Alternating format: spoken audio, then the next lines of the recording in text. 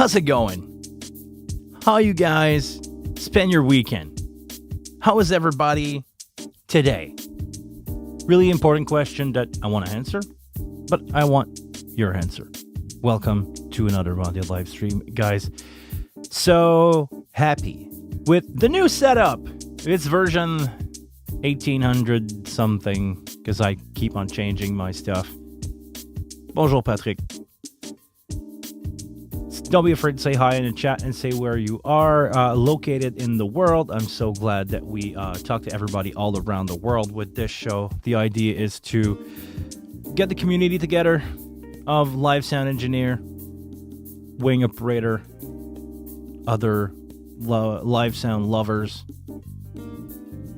Always fun to have you guys around. So we got Hendy, we got Rolf, we got Maunor. I never know how to pronounce your name. I'm so sorry. I never recall, actually. Guys, welcome to the chat. Hello from Sweden, Stockholm. Okay, Stockholm here. Nice. We probably have the same weather right now. Or actually, let's do the meteorologic segment of the show. Canada is now a really weird place when it comes to weather.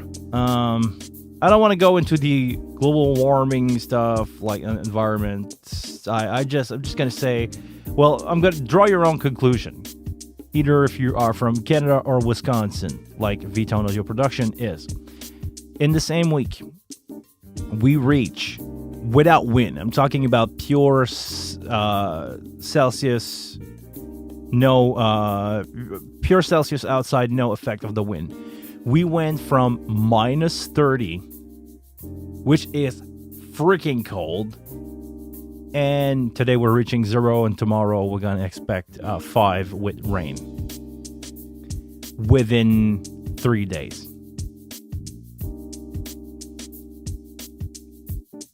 There's definitely something unusual here when you have 35 degrees of temperature variant in like in the matter of hours. 74 hours, 75 hours. Minus Celsius in Stockholm today. Okay, it's fine. I would take a minus 10 anytime. But yeah, here we had a rough one. I was afraid for my car not to start at minus 30. The batteries are freezing over. But having that didn't stop me from go out and buy some new toys. It's not really sound toys, but it's something that you can see, and actually you can see through it right now. I got a new lens for my camera. I used to have this lovely Sony 10-18 where I was focusing on my main camera from, and I'm not, well, actually I've learned a couple things video production wise, because I don't know if you guys see my short, but I went into a real streamer studio in the sense of it's a real streamer, a real studio that stream on Twitch, and they had a bunch of Blackmagic camera, a bunch of lights there, and I start to ask around the guys how they were doing certain thing, and I relearned how to use my camera, and I relearned how to do my lighting. So I hope it's gonna help. I hope, personally, I see a difference in the show right now. I think it's more crisp. It looked more HD than it used to, especially a couple of weeks ago. I was fooling around with that, and I think I got it worse than better. So crossing my finger, maybe 50 Fahrenheit here. Oh yeah, Chris, you probably had the same thing that we did in Montreal. You're in New York, so yeah. What's up, Pancho? What's up, Chris? Did I say hi, Chris? Hi, Chris. Welcome to the channel. You're a member. I must acknowledge you because you're a member of the channel.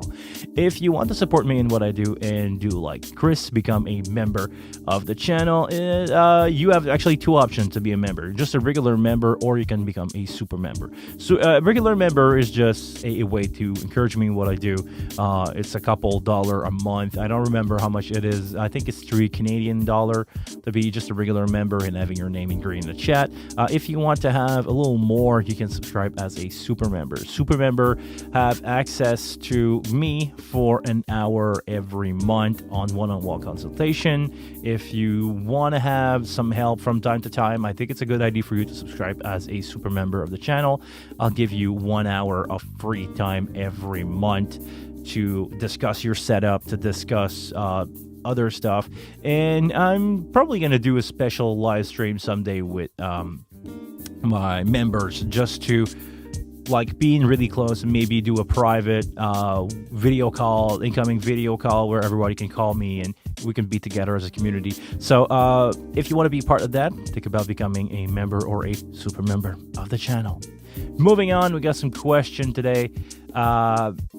Really interesting one from Anger77. I can show you this. Let me move my keyboard out of the way. Let me actually look at what I'm doing. I'm using the, oh, you cannot see with the new camera angle because the other one was a little wider, so you could see the custom control on the console. I'm using the custom control. So I'm going to switch my camera. Now you can see my microphone, and I'm going to click on the view button on top of the custom control. Here, this is where I set up some MIDI command for, well, this is how I switch my camera. This is how I switch pretty much everything. My outro, my going live, actually, now it's automated. I just go live at 1:30 as soon as my computer reaching out 1:30 every Monday. OBS is starting. I need to program that. I cannot really launch by itself, but if I enable it, if I select the stream that I want to launch into, OBS will just trigger by itself every Monday at 1 p.m. 1:30ish, I should say.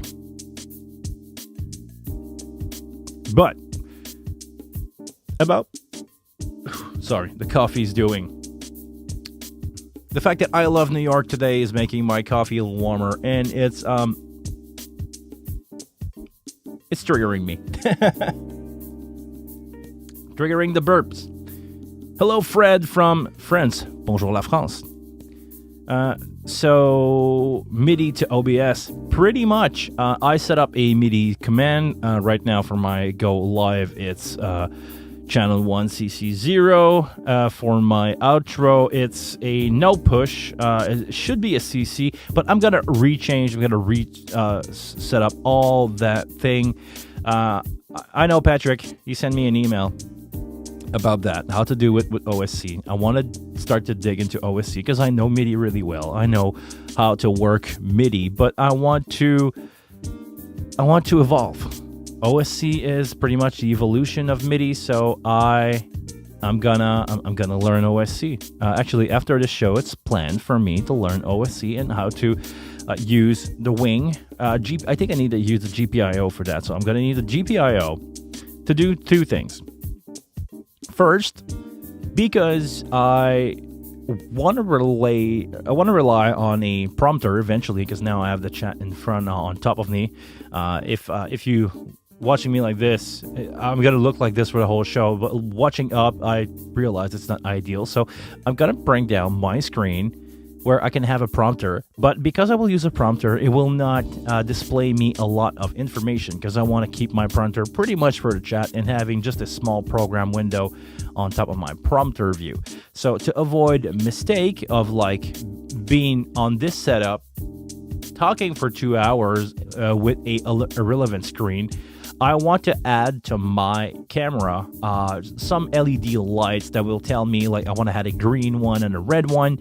That will tell me if I'm on my main view or if I'm on my top view. So it will probably be like red when I'm in front view, like this view right now, in my top view in green. So I can watch the prompter, watch my screen, and alternating between the two, and looking at the camera, I will see, oh, there's a green light. So that means I'm on this camera right there. When I want to talk to you guys, I need to be on this one so you guys can see me, not in the corner of your screen. So I'm going to switch over to OSC in OBS in here, and I will probably make myself a foot switch. So I will stop playing around with the custom control for that. I'm just going to have a foot switch, so I'll be able to have my hand in the air and switch camera. instead of pushing it on the button. Pushing it on the button is not bad, but I just want, to make it easier for me so I can be talking, playing around with knobs, having my foot switch, clipping on that, and it will switch automatically.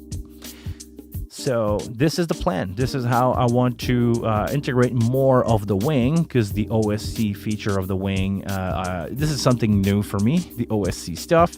So I'm going to add a little more of the wing to OBS, and I'm probably going to try to update the latest version of OBS, because I'm still stuck to 27, because last time that I checked, 28 was gone.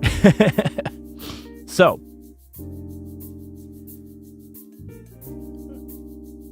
hold on.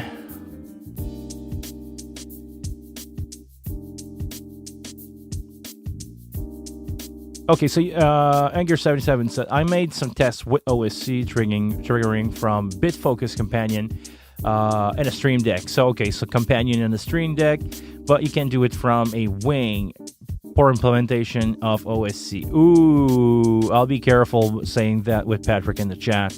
I believe he's the one who integrated the OSC in the console. So I think you need to talk with Patrick. I think he's gonna be he could be your best friend here if you want to. It's in Companion. Okay, hold on. So you mean just because all the Companion stuff is brand new for me? I actually discovered that 2 weeks ago when I went to do the live stream studio. When I went to the live stream studio, that I was, I'm gonna say it. It's the Loto Quebec streaming studio. I think it's fine for me to say it. I don't like to talk about all my clients here on the stream. Not that I have something against them. It's just I don't want to know if they want to be associated with me on a public stream. When those guys hire me, it's for my professional service as a sound engineer, not as a streamer. And since they are a streaming platform, I don't think I'm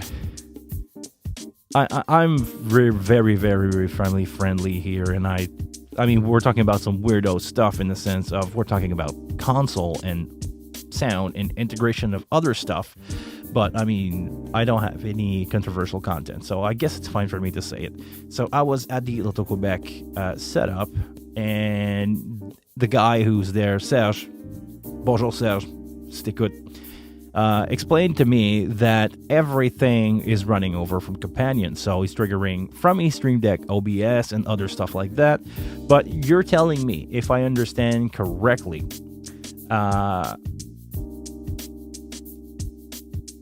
okay, sorry, Patrick, I just read your comment. I'm gonna put that officially. But okay, what if I understand correctly, you cannot use the wing as a trigger for Companion, right? So it would need to be the wing could send OSC signal. It can be read from other device, but it cannot trigger into Companion, and Companion cannot do other thing, right? So okay, for the record, Patrick said, I did not integrate OSC in Wing. Behringer does this. I did document it. Wing OSC. Okay. The Wing OSC implementation in Companion is weak, to put it politely. So, okay. Good to know. So, should I just skip having Companion since I'm not doing anything? Maybe you guys can help me out with that. This is a brand new world that I'm more than willing to explore if I have somebody in the know, because the thing that I hate the most is a lot of time I'm on the cutting edge of stuff. I like to be aware of the latest and greatest, and I have to open up the track a lot of time. When it comes to live sound for streaming, a lot of people contact me for cues about live sounds or doing a live show or a live stream and get some decently loud sound like we have right now. Maybe actually this one is a little weaker.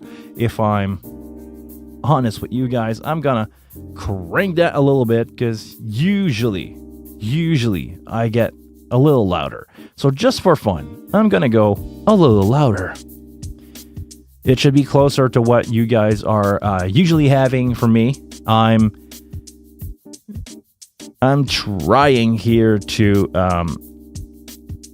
balance my stuff the best I could. Right now, I'm basically playing around with compression on my microphone to hold on, lower that just a little bit, so that way I don't get too compressed and I can output a lot of juice, a lot of energy into my mastering chain. My mastering chain is nothing complicated here. Right now, you can see how much I send from my microphone into my main bus, and because I have okay, I can trim that. Hold on, let me redo my mastering chain with you guys. So I want to set my threshold to be somewhere around -18. Hey, minus 18 is a good starting point. I want to have around 3 dB of compression on my main out, and I want to output that to my main bus limiter, which is the last thing in my chain. So right now, my output of the compressor is really loud. I'm going to turn that down for a second. Don't raise the volume. It's going to get louder. And I'm going to crank back my limiter. As you can see right now, I'm not clipping.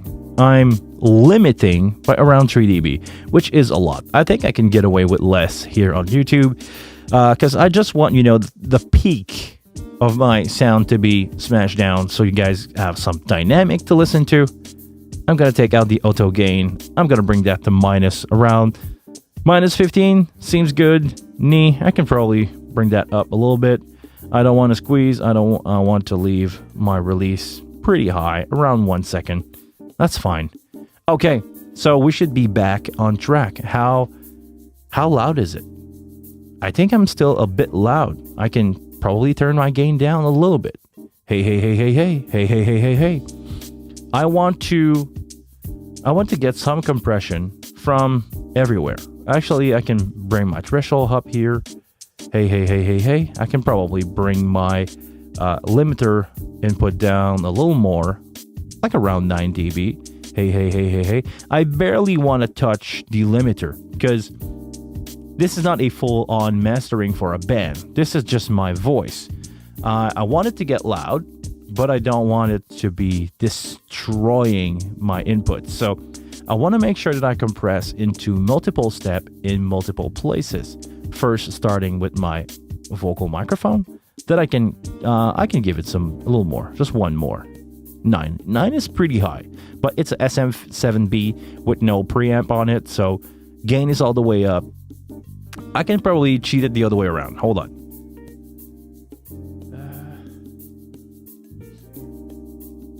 I can play around with the trim. Maybe give it some 12 dB of trim and see if I can get my... There you go. Compression around 5, 6, 5... What's the starting... Okay, let's reset the compressor just for fun. What's the starting point of a distressor? Starting point of a distressor is 4, output at 3. Let me...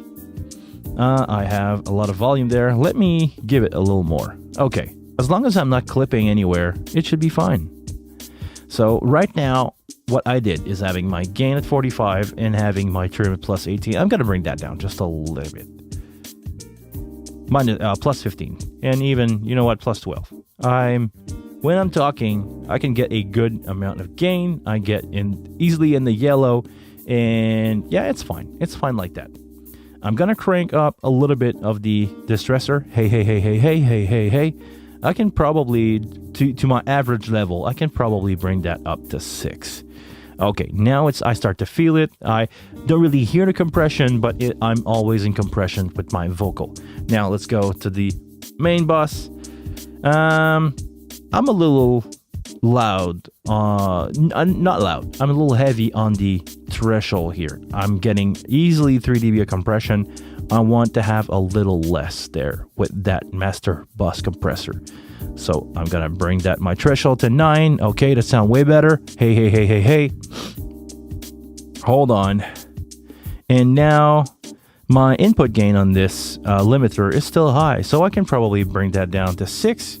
And am I reaching around 0 dB? I think I do. If I watch my VU meter, I'm hovering around -3, which is fine for me.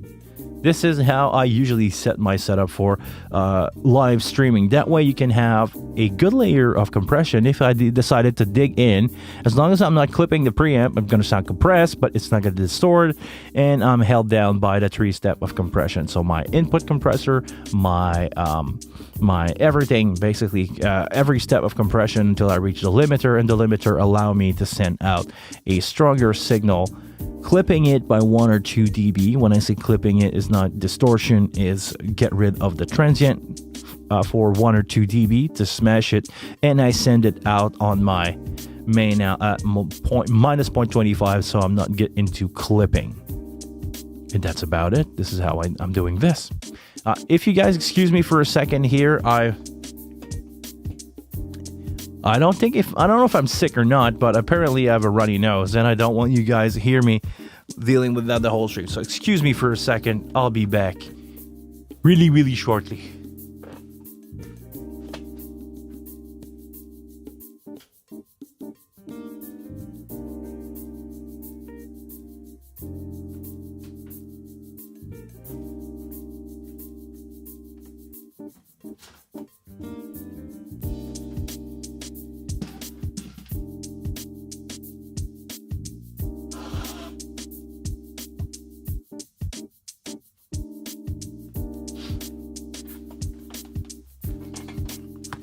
It's gonna look and sound way better now for you guys. Okay, so what's going on in the chat here? Patrick has a lot of message to say. The main issue for OSC, let's talk about OSC. I want to know more about OSC. The main issue for OSC is that the Wing or X32 will not provide event data, example triggered from Wing, unless you maintain a subscription to event data. Okay, I understand what's happening here, but I don't know what a event type data is. So you need Stream Deck or Companion to regularly send data to maintain the OSC stream subscription. Okay, I haven't looked into this, but there must be a timer-based thing in Stream Deck. Though would probably make sense. Otherwise, why would it drop it, right? Why would it do that? But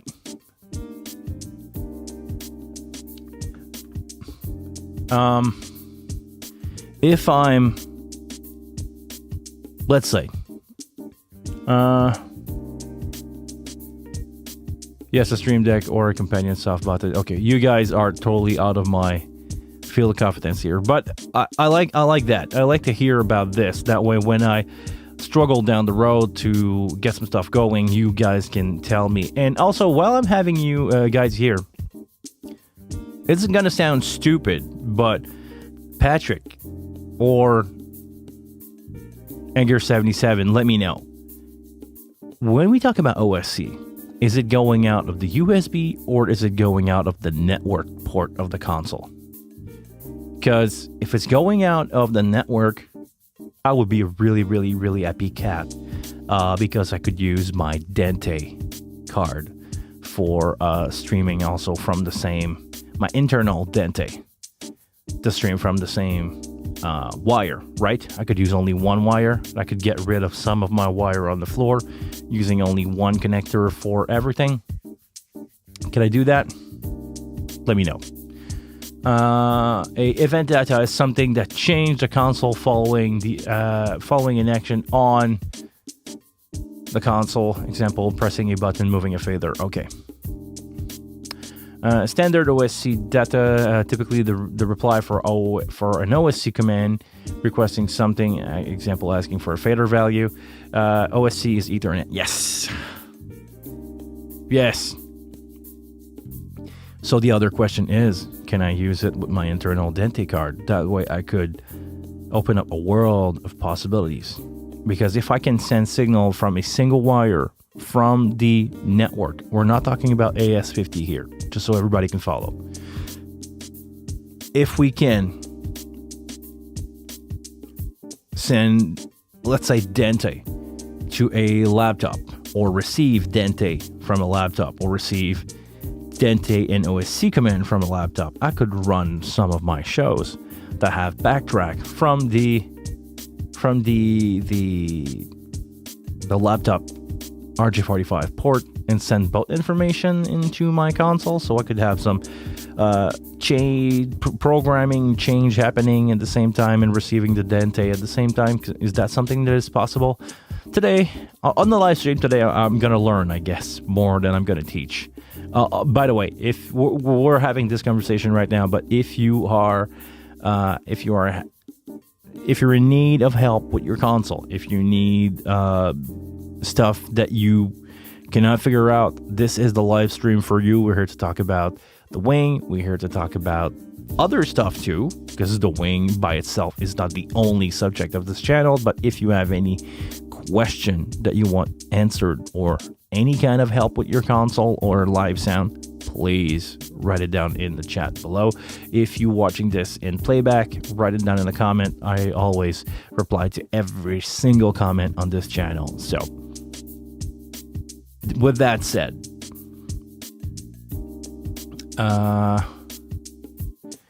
Dante is audio on standard 1 GB network, so you can mix audio on the same network.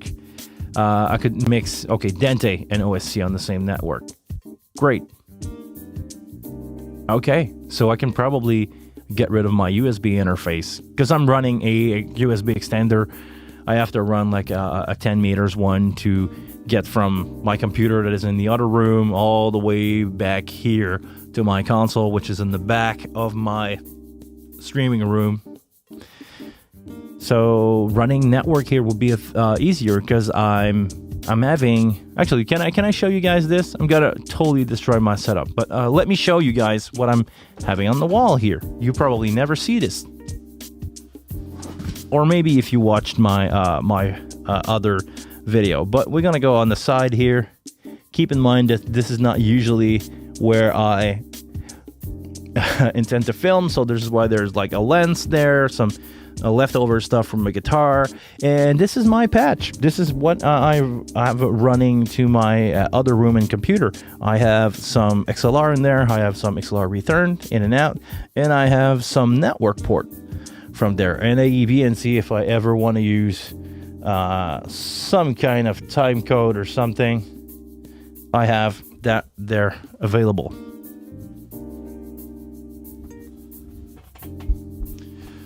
So, I guess I can now run my console from that port, because that port is connected to the switch on the other side of my computer room. It's a homemade patch. Yes, I did that myself, and I'm running it in the pipes on the outside of the walls, because when I built this house, when I actually renovated this house, when I tear down the walls here, I was expecting this to be my bedroom, so I did not run any conduit into the wall. So when I switched things around, I had to run, you saw the black pipe that goes under it, that goes around the wall here, and it goes into the other room. I'm gonna retrofit some pipes in here. I hope I can retrofit some pipes in here. I want to run something in the roof so I can run RJ45 everywhere, and my Ethernet stuff, because right now there are clamps in the roof, and I don't think it's fancy. I don't like the product, the look that give it. It looks like a studio, but a really messy one. So I want to get rid of that and replace all that stuff with pipes. Eventually, if I can run not my USB interface in here, and I can run my Ethernet, I'll be able to do more with the OSC control from the console. Because the thing is, I wanted to have the USB so I can send MIDI information from the USB from the console to trigger OBS to do exactly this, to do double action on the camera, switching OBS with the console, because I have the custom control. They're there for a reason, so I can use them to custom control whatever I want. So now I'm going to start to dive into the OSC thing and see if I'll be happy with that. Maybe I would say MIDI is enough for me, but I only need a few commands. I only need, for this show, I have my live intro. Let's watch it again.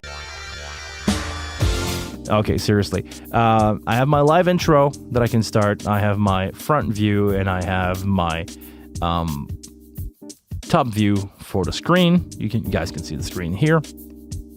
And I have my outro, and I can also stop the music. Right now, there's no more background music.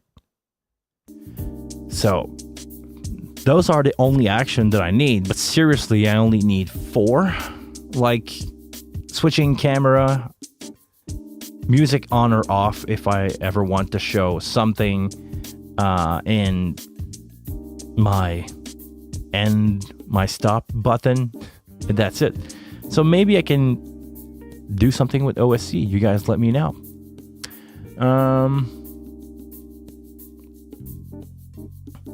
I just tried to read the chat. What's going on here?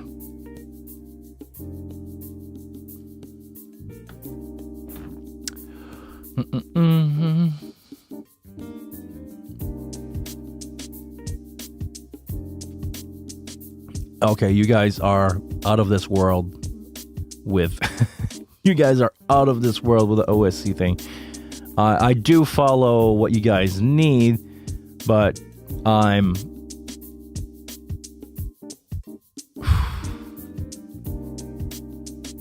you guys okay. Dale. Hi, Dale. Is MIDI sent via USB or Ethernet? MIDI is sent over... Oh, you see what I've done here? I was on the wrong camera the whole time. MIDI is sent through the USB out in the back of the console. I think there is also some USB MIDI connector, DIN connector, but I don't know if they send out information. But you can send MIDI out of the USB. This is what I'm doing right now. I'm using it as we speak. I'm using MIDI command from my custom control. Like, for example, when I'm talking, it's a MIDI CC push, channel 1, channel 1, CC1. And when I go to my other camera, it's CC push, channel 1, CC2. I'm using that to change my camera like I'm doing right now. It was the easiest way that I could set that up when I started playing around with the wing. You have to remember that when that thing came out in roughly March of 2020, there was no manual, and I was not around to show myself how to do these kind of things. So,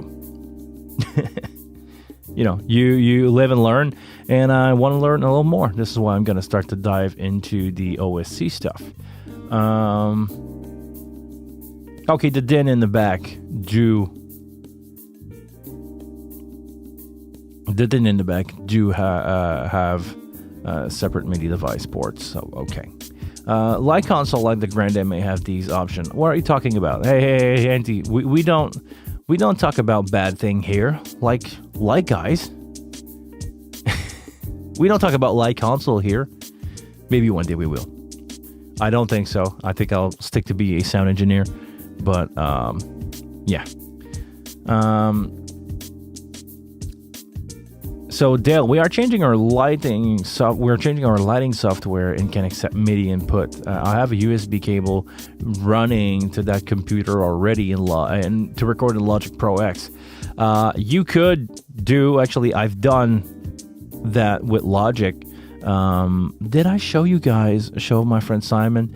We had some lighting that we were carrying around with the tour, and everything was triggered through MIDI. We had a computer on stage with a USB cable sending out to a device, or actually a software, and from that software we were sending out to a converter to DMX, running DMX, basically MIDI converted to software converted to DMX. We were running light on that show. Maybe we can do it with OSC now, so we could talk to a Grand MA from Logic to the console, to everything. Everything could be programmed in time code. So, no Illuminati here, Pancho. Yeah, no. I leave the light guy. Actually, I have to be careful of what I said because my moderator, Mr. Panda Lonely, is a light guy, one of my best friends. Every sound guy has a best friend, light guy, because you don't hang around with other sound guys when you're on tour. You hang around with the light guys because most of the tour now don't bring more than one sound guy, so you have to deal with them. So, okay, what else?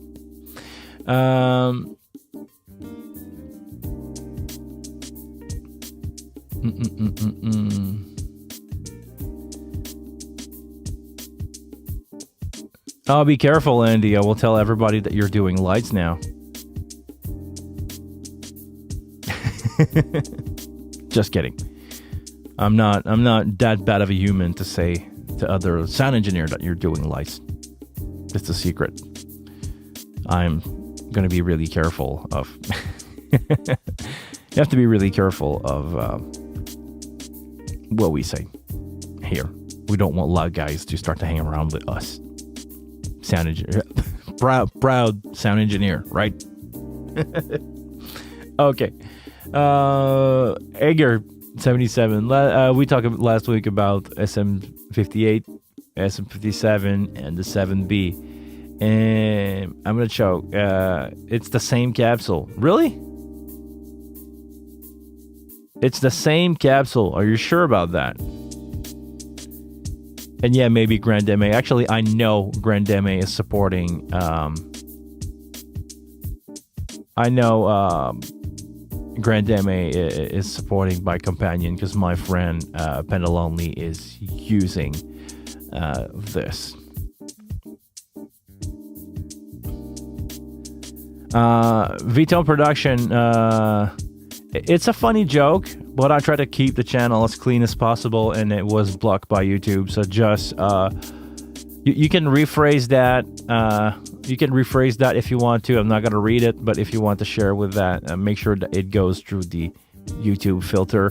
But just be careful because it's your second comment that has been hidden by YouTube. I just don't want you to get banned on the channel for no reason because it's in between. It's in between. I just want to keep the channel clean. I want everybody to be happy, and I want everybody to feel welcome and accepted here. We're not here to judge. We're here to talk about live sound. I don't mind if you are coming from any country, any religion, every color of skin. Please feel free to be a human like we all are on this channel. We're sound humans.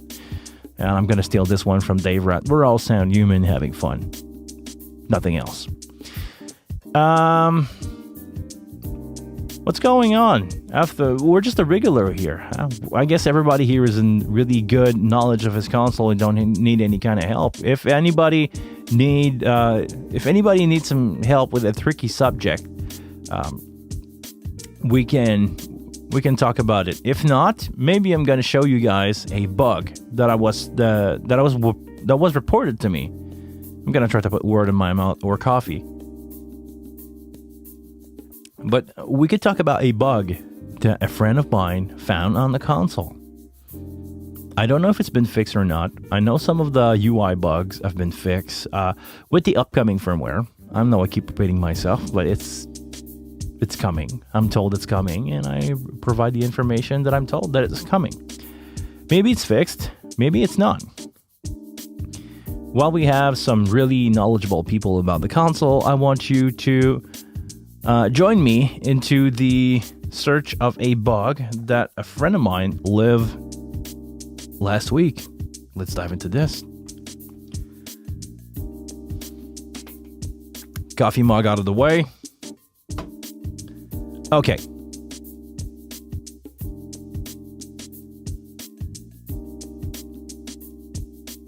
Oh, Patrick, I know you're working hard. I know you work really hard. Okay. Let me show you what my friend found. He's got a couple channel that he's sending out to a subgroup this way. He's got some subgroup in bus 1 and 2. and on some channel he left that. Actually, the way he built his bus is he left. Oh, don't worry, Dale. We're gonna be really vocal about it when it's coming out. Okay, so my friend found that if you are on a group, you can come. Sorry, I just tried to make it right. Okay, if you come on a group and you switch around. If you are in this view here and you switch around from a couple channel to a couple bus in, like watch the operation, this is exactly what I did with him, and it created a UI bug. Nothing big, but something that can be fixed. Right now I'm on channel 1. I'm going to switch to channel 9, which is my guitar. In that channel, my guitar is also a subgroup, but I'm on link to bus mode. If I change that to another bus SIN, which is bus 2, bus 3, can you see right now in the UI that this has been grayed out? It's not bright blue like it used to. And if I go back here on my channel 1, it's dark. Have you seen it switch color? Because I just switched to channel 2. I just switched actually to bus SIN 2, and it switched the color from being dark to bright, and I'm gonna switch back in, and now 1 is bright. Let me do the same thing again. Here, I'm a link to bus. I'm gonna switch. I'm gonna change the channel to 3. Stuff are changing around, and I come back, and now it's dark. The group icon is dark. If I switch back to kick, it's staying dark. If I switch here to another bus SIN, it comes back brighter. And if I switch it back, it comes back brighter. If I switch here, if I switch around, okay. Can you see right now? It's bright, bright, bright blue, bright blue. Tap point, tap point, tap point. Let's go to the last one. This one is... It's been changed, been changed, been changed.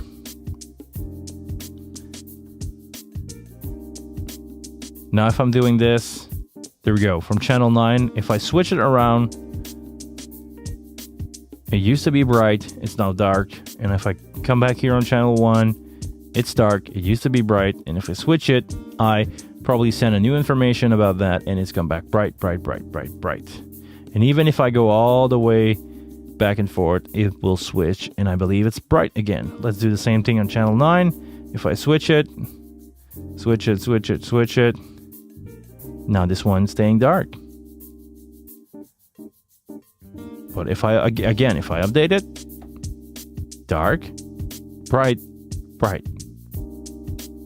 Can you guys? Nothing major.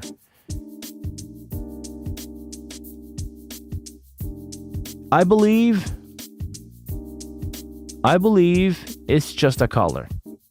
It's just a color thing.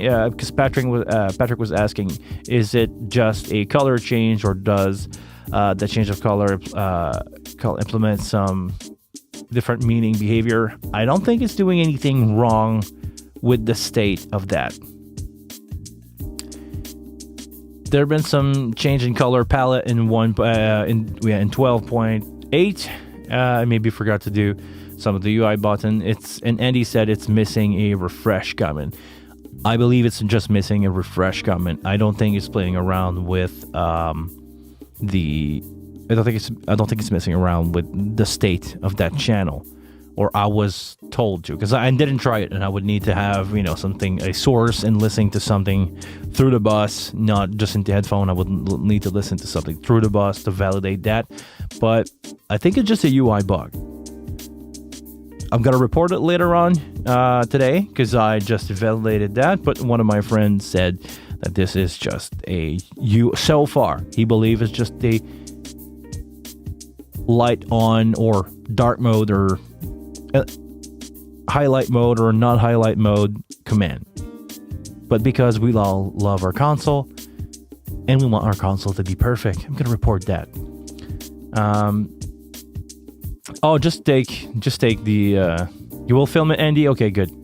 Send it over.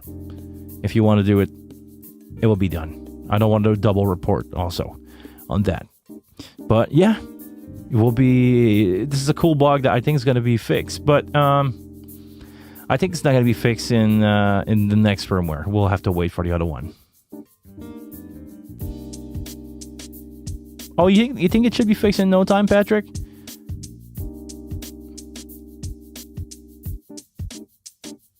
We'll see. Anyway, if it's just I would need to validate that, but if it's just a UI, user interface, color thing, it needs to be fixed, but it's not high on the priority list. I think, yeah, it would take 40 seconds for them, so okay. Good.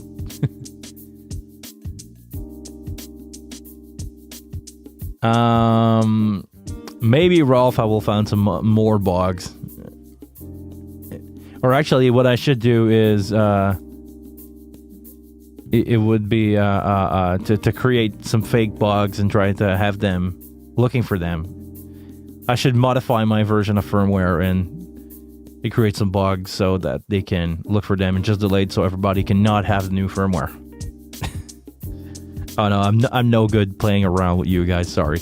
There was no way I would ever do that, and after that, I want the new feature to be released as soon as possible for everybody to enjoy. So there's no way ever that I'm gonna report some fake bugs. But if there is a bug and you want that bug to be reported, send it over to Facebook, send it over to this channel here. I can send an email to the person that can have a bug report and bug fix. So don't be afraid. Don't be afraid to send them over. Vision PG, what headphone do you think is the best when doing live sound? I've listened to what is really going on through the speaker as a reference. Okay, so you want reference headphone, and you want headphone or you want in-ears monitor, because I'm running in-ear and headphone on shows. Most of the time I keep my really cool and headphone that I love, the Shure 846. Can you guys see these? Anyway, those are in-ear monitor that sound amazing. They sound really, really good, and I'm getting used to them.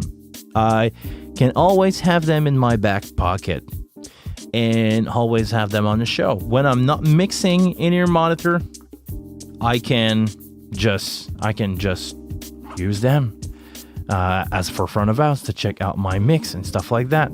Most of the time I use them to take a break when I'm doing really long shows, like 2 to 3 hour of mixing nonstop. I'm just using the Shure 846. Or if you really want to have a big pair of headphones that sound really good,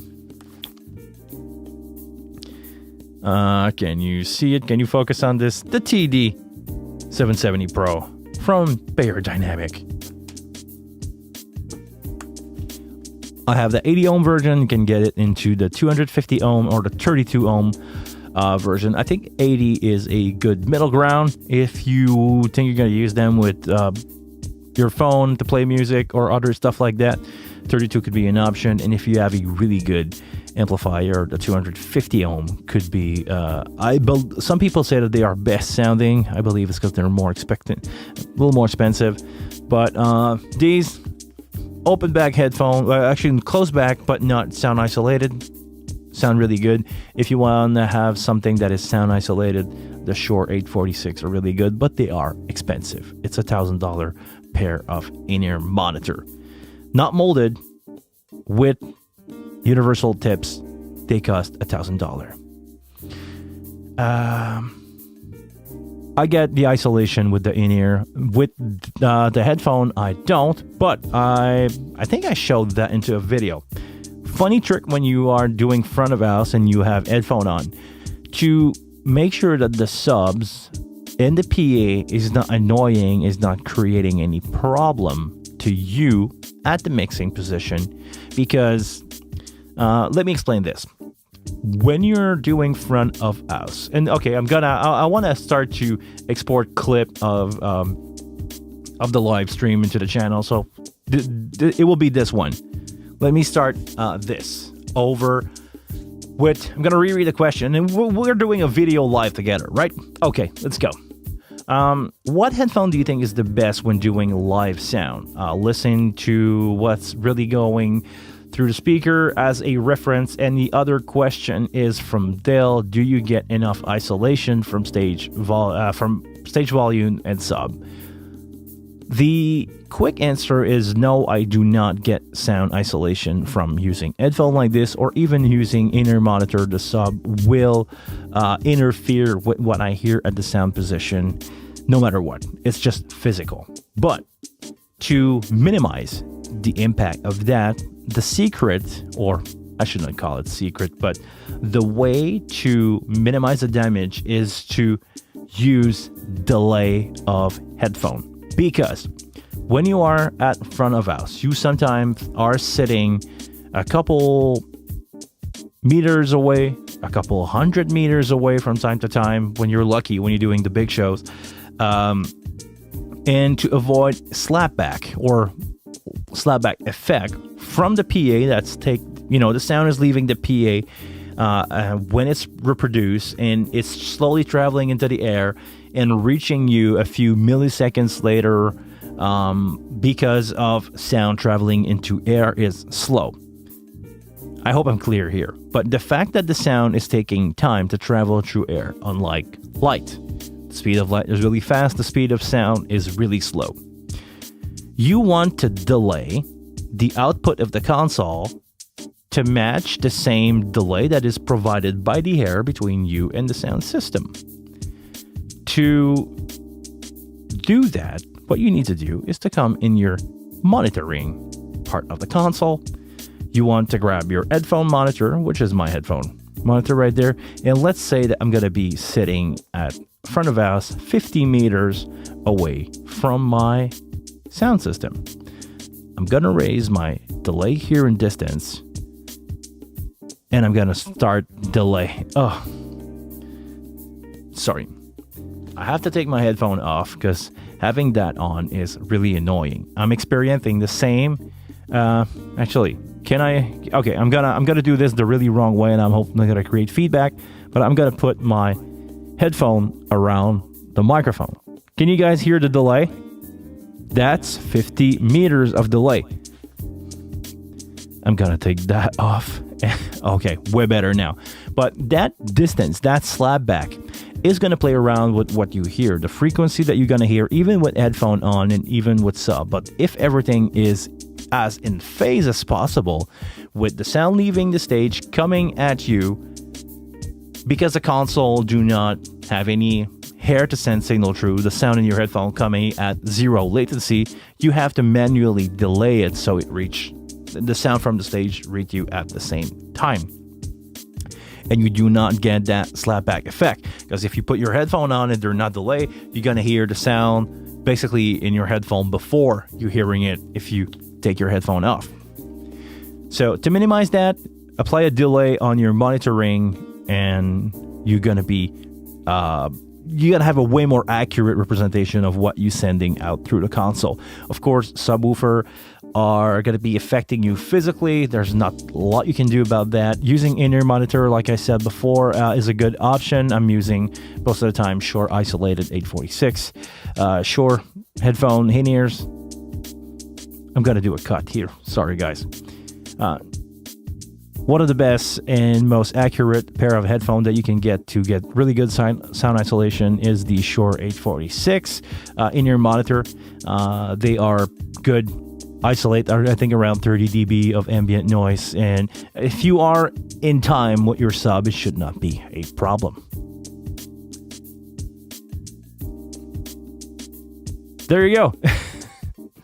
I'm gonna cut that here. That's gonna be that's gonna be extracted from this live stream. Gonna be sent to YouTube as a separate video to promote the live stream. Because seriously, I want you guys to understand, to help me out with something. I want you guys to help me out understand something. I've been doing video on YouTube for the best of 3 years right now with the Wing. I've been vocal about doing a live stream every Monday at 1:30 p.m. for the last 3 years. How come some people joined the channel, said, I've been following you for years, and I didn't know that you were doing live stream? How is that possible? I don't get it. Most of my stuff is live stream. I probably have double the amount of live stream that I have video of the console or other, like all my videos, vlog, whatever. How's that possible? How's the algorithm of YouTube so broken that it's not doing that?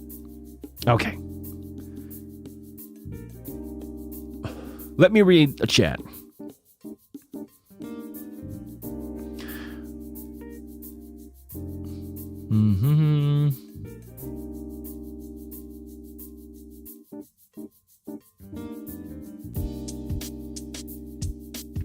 What are we talking about, Rolf here? You're talking about having the app like Copilot or Wing Q to get sound over the network?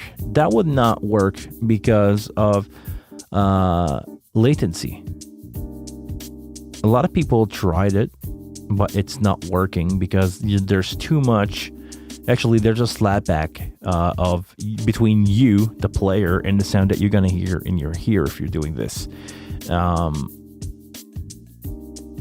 Yeah, it's not working. This is the reason why nobody's doing it. But yeah, it would be awesome to have your phone in front of you, having your mix, basically like a P16 in front of you. Your in-ear, plug into them, and setting up your mix, all your input the way you want to from your phone and listening to it at the same time. But yeah, because of latency, it's not stable enough. It's not working, as far as I know. Speed of sound is 1,032 feet per second. 1132 feet per second. So okay, it's really slow compared to the speed of light, which is like crazy fast. Not instantaneous, but really fast. Patrick said, how about noise canceling headphone? Never tried with live sound mixing, but they were great for low frequencies on plane. That is true, but the thing is, how do you noise cancel physical frequencies that are hitting you?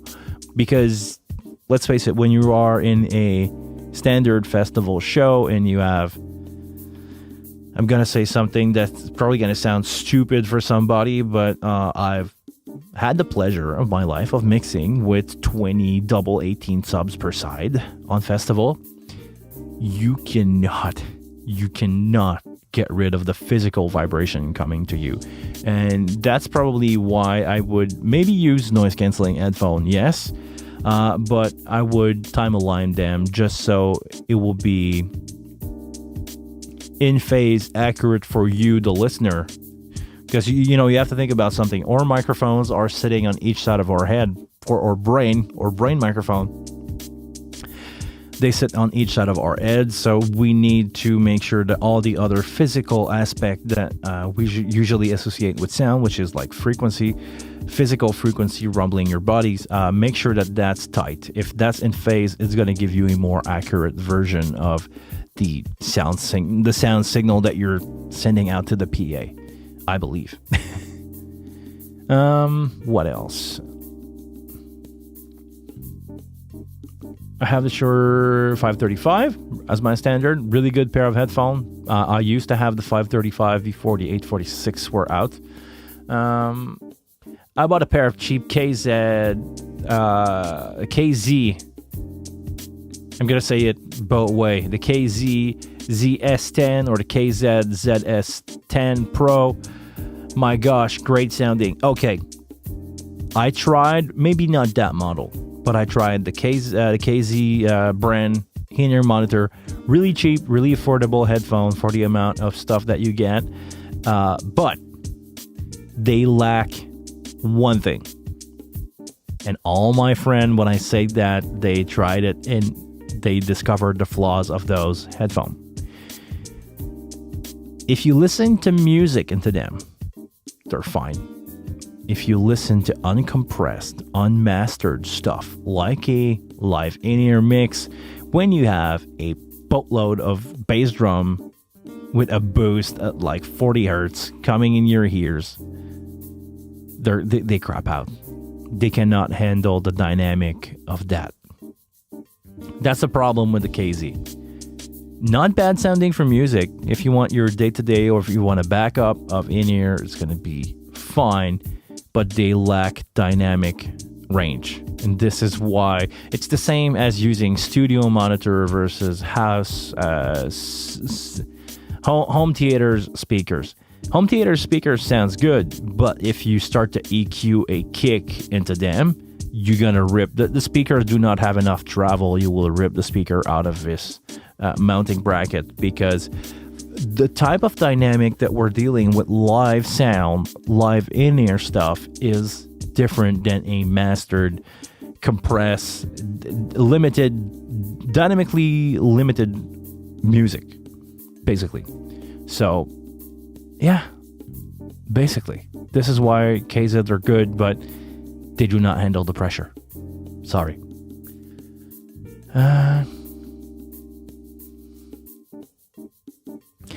Okay, VTone production. VTone audio production, I should say.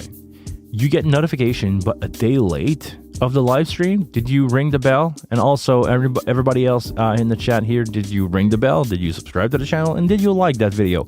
Make sure to like the video, so the more like we get, the more like people's gonna, the more you interact with the video, the more you help. So if you are sending out super chat, if you are sending out super sticker, if you are sending out likes all the time, if you're writing a lot of messages in the chat, Google or YouTube see that, and they believe because there's a lot of interaction, it's a center of interest, and the more interest you have in something, or the more interest people have into something, the more publicity that they can sell to that video. But they push it so you can watch the publicity before watching the video itself. So if you want to support me, make all those things. Like the video.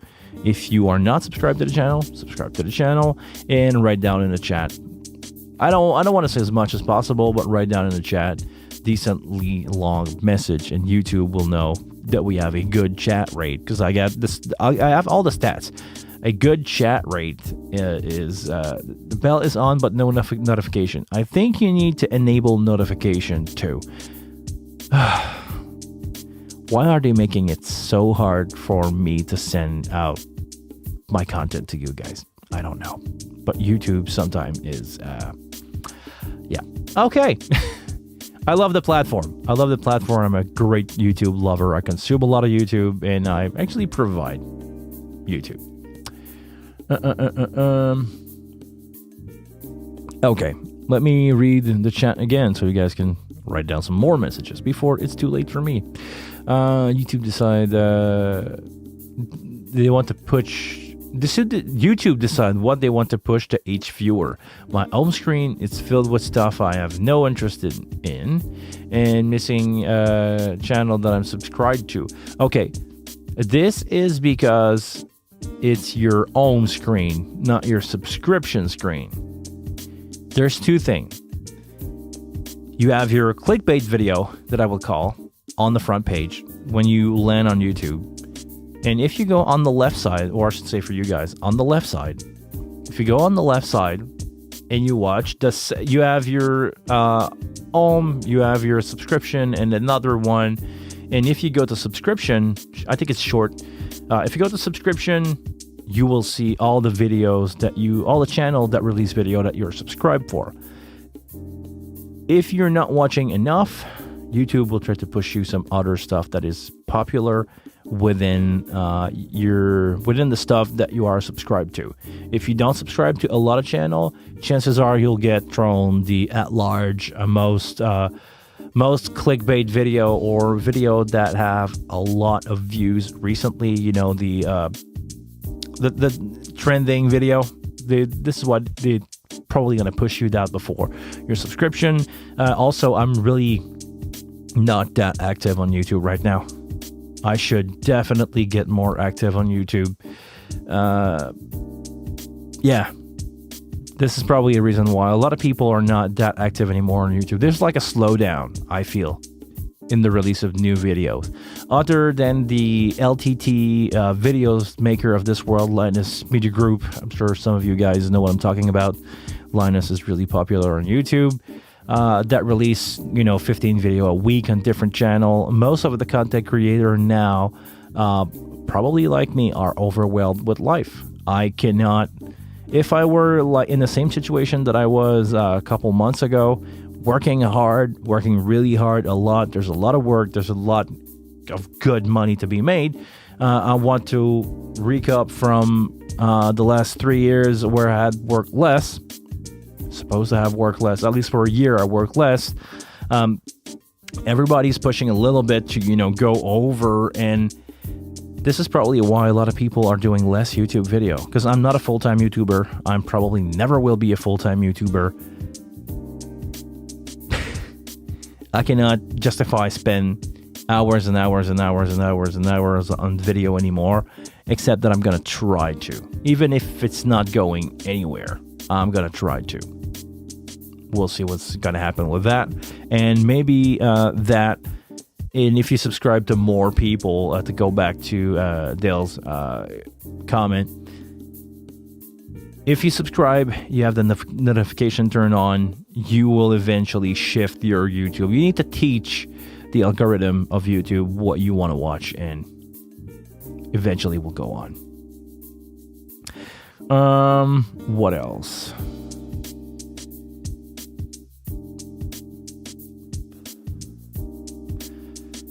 Oh yeah, Patrick is right. The worst is when you're a guitar player plugging using Bluetooth headphone. Sorry, guys. Bluetooth headphone have atrocious latency. I personally, when I play guitar, I hear the latency of the console. I'm using a digital modeler. I'm using a Pod Go from Line6, which is absolutely fine for the none amount of guitar that I play anymore. And I used to have that with plug into a X32 rack and Shure PSM 300 wireless in-ears. And a Shure GLX-D for my guitar. That into my modeler, into my console, into in-ears. It was creating so much latency that I could not play. Or it was bugging me playing. I was reaching the 5 millisecond of latency when, you're pushing on a note and it's late in your ear. I was struggling with that. So just be careful. Latency is your enemy when it comes to sound and performing. Performing and latency is no good. What else? Okay, Dale. According to Dave Rat. Ooh, I love Dave Rat. Speed of sounds vary with humidity and temperature. Temperature has a profound impact on comb filtering frequencies. Yes, and yes, it's true. The amount of feet per second that the sound traveled that was said before, I think it's Andy, is with I try to remember it. It's a temperature of 20 Celsius, and I think the humidity level is somewhere around 80 or 60.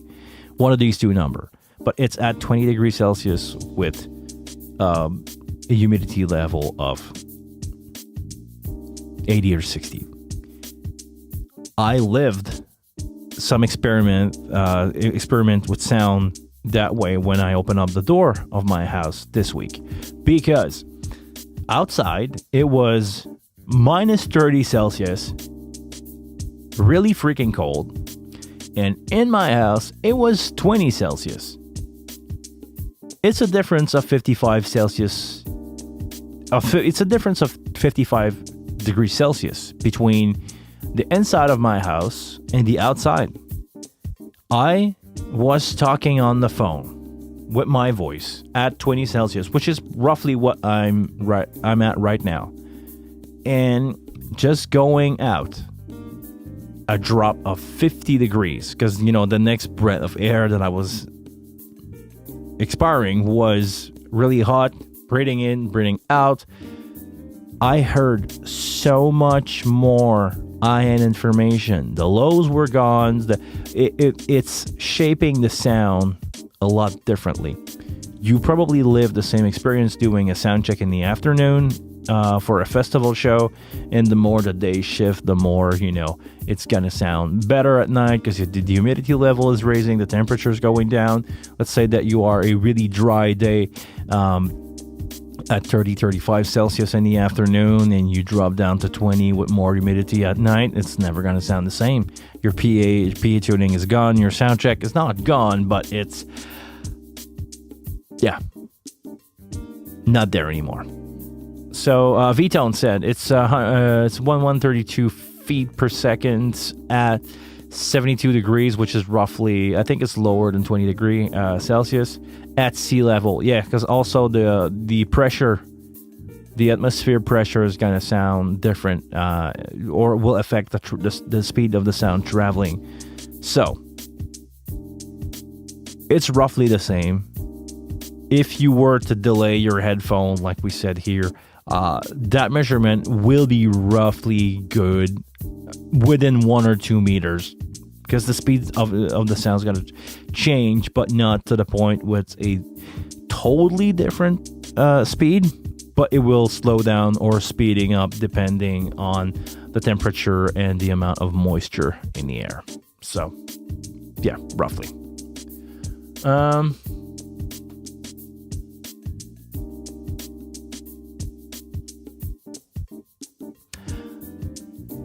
Does it really need to be that loud? Hold on, Chris. What are you saying? Is it really need to be that loud that the subs are bothering you? We don't need much to have the sub bothering me. If I'm mixing a rock show, a typical rock show, around 95 dBA at front of house, which is funny because somebody asked me for a video about dB, live sound concert dB level, and I just don't know how to explain or how to respond to that, because how many dB is good? My answer is going to vary depending on the genre of music, depending on if I have subs or not, if I have what's the intention behind the band that is playing. So I don't know, maybe you guys can help me out. Hey Ivan, you're probably joining at the right time, Ivan. How loud are you guys mixing? Here in Canada, we don't have any sound limitation. I know in some countries in Europe, you guys have a 95 dB. I think it's 95 dBA limit. But here, it's pretty much how loud you want to be. I've done show way too loud. I've done some Metallica tribute friend of mine that were playing probably 120 during the guitar solo with double 18 subs clipping, for the Metallica stuff, in your face, bass heavy, ripping guitars, and people were enjoying it. If I were to do the same thing at a pop concert, I would have a line of people at my console telling me that I'm crazy and I should turn that stuff way down. How loud is good? 95 to me is a good spot. When I'm doing rock band, I go around 100, and I usually end up the night at around 105. I'm slowly raising, a little bit more every song. You don't notice it, but at the end of the night, I end up like pushing some more on the fader, or the band is playing louder, the drummer is playing louder, everybody's giving me more energy, and I just don't turn it down. I'll let them go up. But 95 is a good starting point. I think for a rock band, it's the minimum that you can get physical impact of the subs. If you want, air moving around you, you need to have, another example. Recently, I did a country band for a corporate event, around 120 people in a decently sized venue. The room was 100 feet by 150 feet. Stage of 25 feet wide, really, really standard stuff. It's a 6-piece band, country band. And I mixed that band as low as possible. It was a corporate event. Everybody was there to have fun, but nobody wants to go out of there with ringing. And it's a no-name band in the sense of it's just a corporate country band. There's no rock star in there. People are just here to have a good time. They don't come there to see somebody. Like when you go out to see Bon Jovi, you want to hear and see John Bon Jovi and probably Richie Sambora. But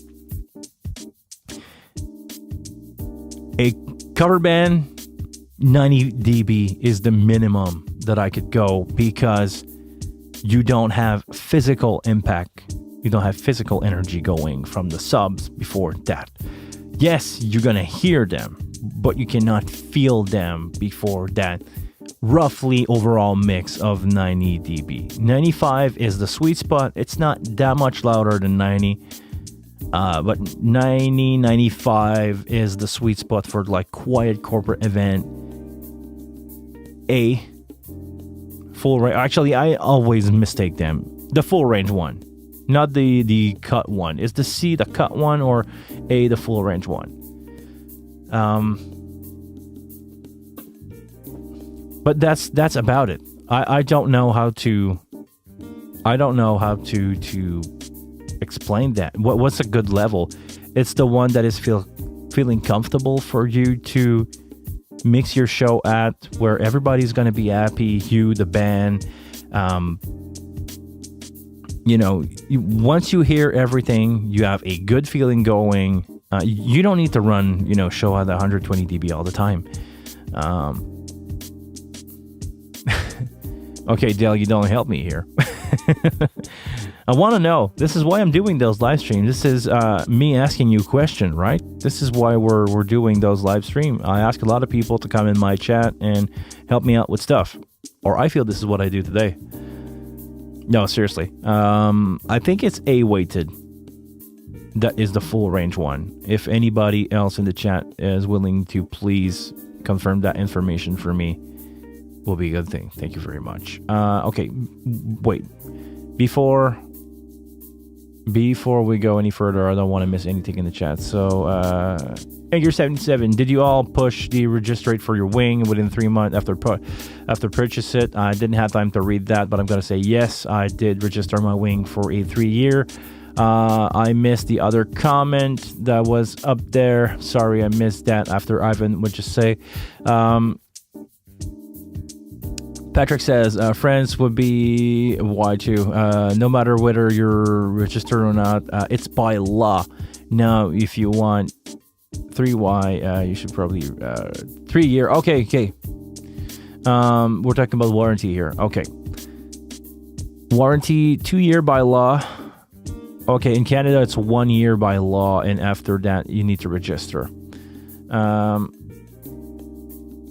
Delivery 3 months, you can probably register the equipment. Rolf, it will be on the day of arrival of the console or the date of purchase, but I would justify, if that ever happened, I would contact Music Tribe, because you didn't have the chance to get your serial number in your hand before that 3-month period. So I would contact Music Tribe if that ever happened.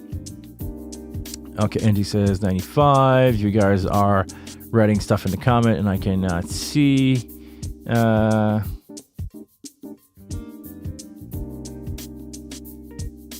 not talking about nulling low frequencies to minimize the distraction of the guys at front of house, Chris. I'm talking about make sure that everything is in phase with your headphone, not the other way around. I don't want to. As long as what you hear, because let's face it, most of the time it's not the sub that you're not hearing, it's the higher frequencies, because people are getting between you and your sound system, air traveling, and I made the mistake, and not that long ago, of putting my system too low. I was in the room where I had only 12 feet of clearance with the roof, and I just put my sound system on the sub on the side. Usually I put the subs up and I put the sound system on top. But because I was feeling really bad, this is when I had COVID, I was feeling really bad that day. Said, I don't want to put my LAN array on top of the sub. I'm just going to lay the sub on the side and put the LAN array there. So the first box of the LAN array was about 1 meter high, and I was not expecting that many people to show up. So I was expecting, to be like, my LAN array was sitting between 1 and 2 meters, so between 3 and 6 feet for you guys that speaks in feet, and it was too low. So I end up having a mix that sounded really dark at the console, but the more and more I was getting closer to the people, closer to the sound system, it was sounding amazingly good because people were blocking the sound. So in that situation, exactly in that situation, I start to get out my headphone and I mixed the show with headphone. I was hearing the low frequencies just fine. It's just the higher ones were blocked by the people. It's like if I were to speak like this, my voice sound the same. My voice is going to sound the same, but if I'm putting something like this, there's something blocking some frequencies between me and the microphone that's picking up the sound. So I had people between my sound source and my ear. What did I do? I did not do the same mistake that I've heard so many times, where people just cranking out everything and they make it sound good at the console. You need to reference what you're sending from the console, how's the PAs reproducing it, and what's physically happening between you and the console. Once I figured that thing out, I stopped mixing show for me at front of house. In those situations, I start to mix show for the people in the crowd. Found the best average spot, found the average where everybody's going to be happy when it's not deafeningly bright at front and when it's not, way too dark or way too bright. Because let's say that your console is way too high in the air above the crowd. You're hearing a lot of higher frequencies and you go like, oh, it's way too bright. You're turning down everything. And once you get to the crowd level, everything's going to get dark. You don't want that to happen. So I would, always reference the sound of your PA. Walk to your PA if you can. Listen how it sounds there. If it sounds way too bright at your PA and you go back and it's start to dark out really, really fast, be conscious of that. Just walk around. And actually, now that we have iPad, and I'm not a really good advocate of iPad for the wing, but now that we have iPad, we can start our show with the console, take our iPad, go for a walk, listen to whatever is happening in the room, and go back to the console and mix the show for that. Because my job as a sound engineer is to please as much people as I can with the sound that they want to hear, not to please me at the console. I don't mix for me, I mix for the audience. My 2 cents on that. Okay. I missed a lot of comment in the chat. I'm really sorry. You guys were talking mostly about the registration for the console. Make sure to register your console when you buy it, basically. C in sub range. Okay, so DBC. A is full range. C is adapted to the Fletcher-Munson curve. So, oh, man. Okay.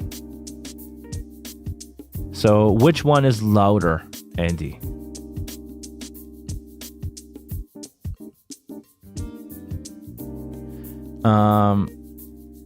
Angry 77. Oh, I'm really glad to hear that one. With kid in audience. With kids. Regulation says max 90 in Sweden. Thank you, Sweden. I wish more country were like yours. I've done, and I'd be careful on the word here. I've done some shows, kid shows, where an old-timer sound engineer that don't want to wake up at the rock and roll, or don't want to do the rock and roll hours anymore, waking up at noon and go to bed at 4 in the morning, said, I'm going to recycle myself being a sound engineer for kids. If those guys come in and mix live kids band around 100 dBs, the kids do not have fun at the front, and they when you see little kids going like this, they don't do it to piss you off. They do it because it's too freaking loud. Turn the PA down. And if I see more than one kids, seriously, if I see My keyboard is running away. If I see more than one kid go to his parent screaming like this, that it's too loud, I'm gonna turn down the PA for you if you don't listen. You don't want to destroy kids here. I saw that happening all the time. Sorry, I'm getting mad here. This is a hot take. I don't usually do that, but yeah, let's go. I'm mad. I'm mad at an engineer that makes way too loud for kids shows. But thank you, Sweden. You guys have a limit by law. You can take your phone out and say, hey, dude, you're too loud. Thank you. It was worth it. Thank you for the comment. Google said, thank you, Patrick. C-weighted is less severe on low frequency than A-weighted and represents the response of human ear to loud sound over 100 dB. So, okay. Thank you very much for the precision. C-weighted is more typical of machine noise and jet noise measurement in other acoustic applications. So all class 1 sound level metering calibrated to allow for C-weighted. Thank you very much.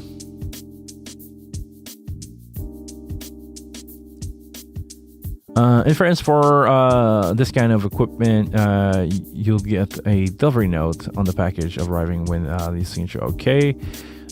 Chris, my mistake. I will shut up now, but absolutely delay your FOH near field. Yeah, there we go. This is basically what I was saying. Delay your FOH near field if you ever have some.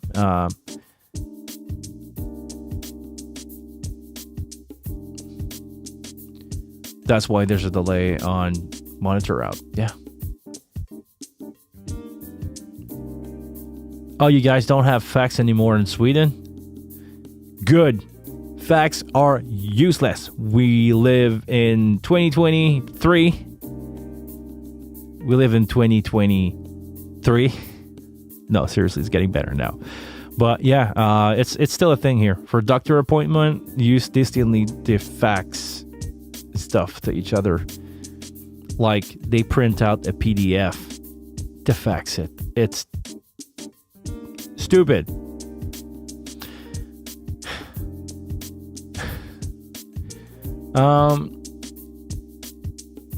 Is it possible to use the jog wheel to scrub through W Live recorded session? And could I assign it to the button to cut a session? Ooh, really interesting one. Yes, but only when in pause mod, said Patrick, with the transportation section at the right SD card. Okay. Splitting, no. No, you cannot split. Okay.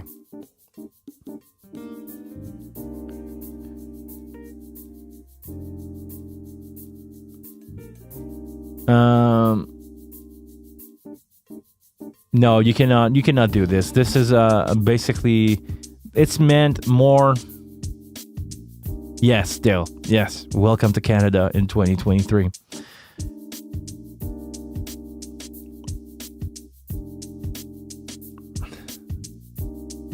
To split a session, use Live Split. This is a beautiful software that is probably brought to you by Patrick from x32ram.com. It's been a long time since I did a shout out to him, so go check out Patrick Gilles Mayo's website, x32ram.com. He's got a lot of good software for the wing that it can actually. X32ram.com mean X32 stuff first, and Patrick slowly evolved to the wing. Now he's got really good software available for PC and Mac for the wing that can allow you to do stuff like that is not implemented in the console, like exactly what we just said here, splitting the live session. Patrick's got a lot of software. Go check out. I'm not going to name them all here, but he's got a really good software that help you to do more with the console itself in a small computer. Not to use a computer basically to send out command to the console and do some kind of manipulation, but it's not running a computer per se. It's just a matter of using a computer as a control machine. We talk about that a lot today, using a computer to control other stuff and controlling stuff with OSC and everything. Go check out Patrick's website. I don't know how to speak anymore. Go check out Patrick's website, x32ram.com, x32ram.com. Please go buy a software for him. He deserves it for all the work that he's putting in my channel. He's doing answering a lot of stuff here. Thank you, Patrick. Thank you, Patrick. Thank you, Andy. Thank you, Chris. Everybody who's a member and all the people who are here answering a lot of questions for all the newcomers here and people who need help with stuff. So thank you. Thank you very, very much to my regular here, guys. Okay. Now,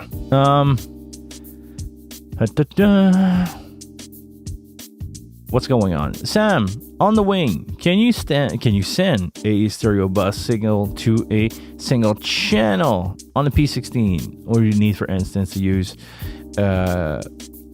one channel for left and one for right. If you want to have a stereo source on your P16, you would need two separate channels. So it will be a stereo left-right.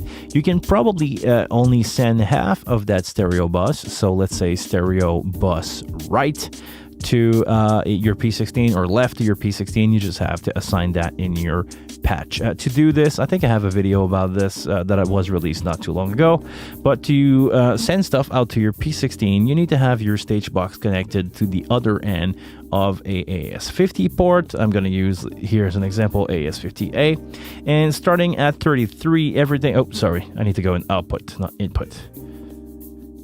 Starting at 53. Starting at 33, you can decide anything here from that menu that you can send out to channel of your P16. So channel 33 of your stage box here, to the output of your stage box will be the first one of your P16 all the way to channel 16. To send out only half of a bus, you would need to take a bus here, take the left or right source to send out into that channel. If you want to do it stereo, you would need to take one, do let's say bus 13 left. I'm going to unlock the patch, 113 left, 13 right, and that way you will send a stereo source to your P16. After that, in your P16, you're probably gonna, I don't know how the P16 is working. Can you create a stereo input, or do you need to have one pan left, one pan right, and adjust the level for your here? I don't know, but it would need to be two line. It would, if you want it to be stereo. If you just want to have a half of it going mono for your P16, that will work. But yeah, stereoify your in-ear is always a good thing. So I think you would need to sacrifice two line to get the stereo out of this one. I hope that answered your question, Sam. Now you can assign a button to Lunch Live Play. Oh, Patrick, you're funny. Thank you very much for being here again, Patrick. Great, Sam, that answered your question. Great. So on that note, I have some stuff to do, like starting to work with OSC on my new setup. I need to implement that. I need to do a lot of software update inside the inside my computer. I'm probably gonna do some other stuff that are related to software update. If you guys know what I'm talking about, I want to jump on the wagon and start to pre-record video for you guys. So as soon as the firmware get released, I will have those video out for you with all the new feature. And of course, we will do a special live stream when that gets released, if I'm not working that day, of course. OSC, RTFM, but there's no manual, Patrick. You should know that. We don't have any manual for the console. Do you mean somebody wrote a paper about OSC in the wing? Maybe, maybe not. Can you drop it in the comments below, Patrick?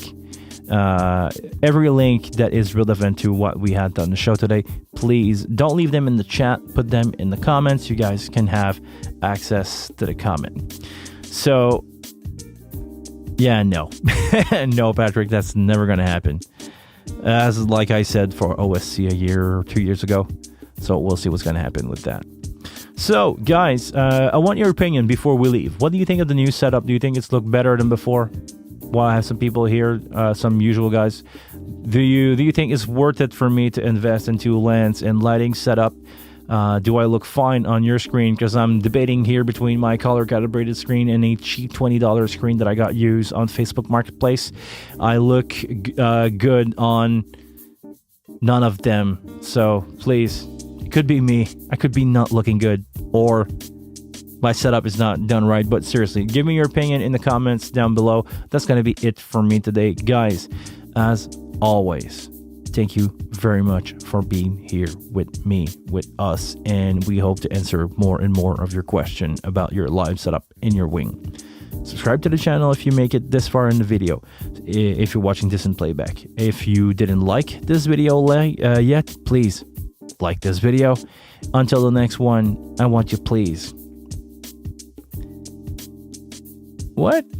But you want a different mic stand? Okay, yeah, maybe I should have my straight stand and have it sitting right there next to me, not having it sitting on the console. Actually, I like it being sitting on the console. It's bugging a lot of people out. No, seriously, I'm probably gonna go back to the overhead shotgun mic. I think it was a cleaner setup that way over the SM7B. On that note, guys, please, until the next one, take care of yourself, and I see you guys later. Have a good week.